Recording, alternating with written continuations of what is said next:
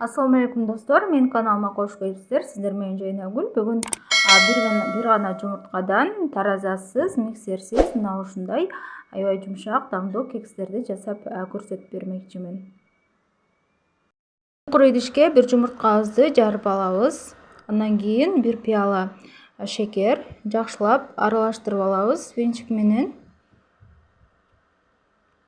Шекер менен жумуртканы жакшылап аралаштырып алып, жарым пияла май кошуп алабыз. Ал жер видеого түшпөй калыптыр. Жана бир пияла сүтүбүздү кошобуз. Сүт сөзсүз түрдө жумуртка экөө комната температурасында болушу керек. Жана 2 пиялада толтурбай унду салып, мына ушундай ситанын жардамы менен ээлеп алабыз. Жана венчик менен жакшылап ундун мындай бөлтөкчөлөрү калбашы керек. Мына ушундай бардыгы бирдей болгон массага келиши керек. Жакшылап аралаштырабыз. Мына көрсөтүп жатамын. Мына ушундай масса келип чыкты. Эми кекстин идиштерин даярдап алабыз. Духовканын табагына бардыгын салып, андан кийин барып камырыбызды салып чыгабыз.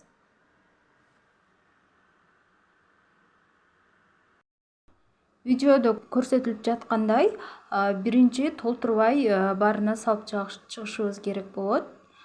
Себеби ортосуна вареный сгущенкадан салабыз. Ошол себептен жарым-жарымдан кылып биринчи салып алабыз. Баарына салып бүткөндөн кийин вареный сгущенканы алып, мына ушундай азырактан ортосуна салып чыгабыз. Катуу суюк сгущенканы пайдаланбай эле коюңуздар, себеби бышып жатканда бетине чыгып кетиши мүмкүн. Ошол себептен мына ушундай коюу болгон сгущенканы пайдалангандарыңыз жакшы. Мына видеодо көрүп турганыңыздардай дагы үстүнө кашык менен камырды коюп чыгабыз.